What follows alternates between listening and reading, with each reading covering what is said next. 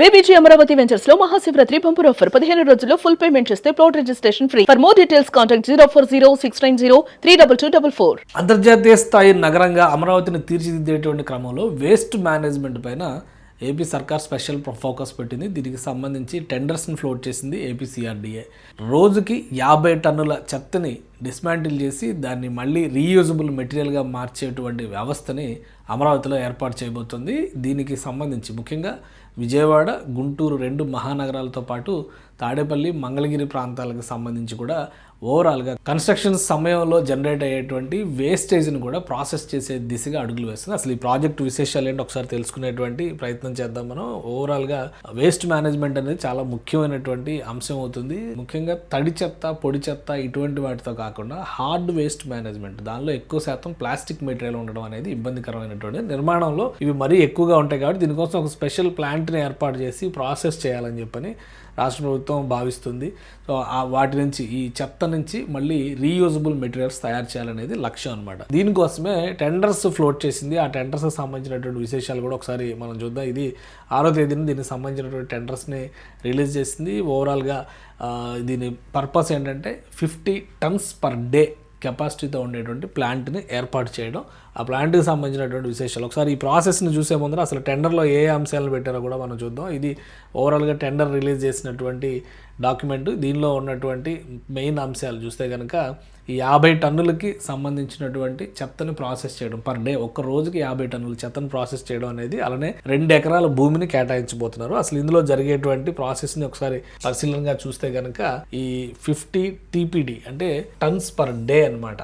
దీన్ని ఈ వేస్ట్ మేనేజ్మెంట్కి సంబంధించినటువంటి ప్రాసెసింగ్ ప్లాంట్, ఈ మినిమం కెపాసిటీ ఇంత ఉండాలనేది, మ్యాక్సిమం ఎంతైనా పెట్టవచ్చు. ఇది facility must process at least 50 tons per day. ఇక collection, operational, logistics 24/7 help line, prompt collection ఇది ఏర్పాటు చేయడం ద్వారా ఎక్కడెక్కడైతే చెత్త ఉందో ఆ చెత్తని తరలించడానికి కావాల్సినటువంటి వ్యవస్థలని, యంత్రాంగాన్ని రెడీ చేసుకుంటారు. ఇక ఇందులో DBOD అయినటువంటి ప్రాసెస్ చెప్తున్నారు. అంటే డిజైన్, బిల్డ్, ఆపరేట్, అలానే డిస్మాంటిల్ 10 years టర్మ్కి సంబంధించి ఈ అగ్రిమెంట్ ఇవ్వబోతున్నారు. 10 సంవత్సరాల పాటు దీని మెయింటెనెన్స్ అనమాట. Developer is responsible for design, build, operation and eventual dismantling దీనికి సంబంధించింది. అలానే ఫుల్లీ కంప్యూటరైజ్డ్ ఇంటిగ్రేటెడ్ యూనిట్ ఉండాలనేది ఒక ఆలోచన. GPS ట్రాక్డ్ వెహికల్స్ని పెట్టి ఈ వెహికల్స్ ద్వారా BS4 ఫ్లీట్ వెహికల్స్ ద్వారా చెత్తను గ్యాదరింగ్ చేయడం, statutory rule compliance, operations must adhere to C&D waste management 2016-2025కి సంబంధించినటువంటి రూల్స్ ఫాలో అవ్వాలి. అలానే 2 ఎకరాల ల్యాండ్ కేటాయిస్తారు, CRDA ఇస్తుంది. కవరేజ్ ఏరియా వచ్చి విజయవాడ, గుంటూరు, మంగళగిరి, తాడేపల్లి. 10 years దీని కన్సెషన్ పీరియడ్ ఉంటుందన్నమాట.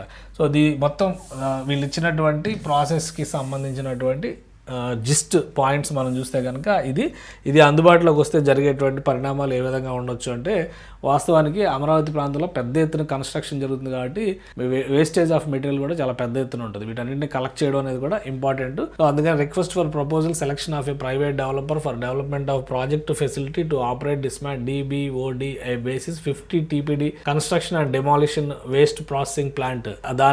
దీంతో తీసుకున్నటువంటిది. ఇక 2 ఎకరాల భూమిని ఇక్కడ కేటాయిస్తారు. ఆన్లైన్ టెండర్స్ డెడ్ లైన్ కూడా ఓన్లీ 2 weeks మాత్రమే ఇచ్చారు. కాబట్టి ఈ నెల 23వ తేదీ కల్లా దీన్ని క్లియర్ చేస్తారనమాట.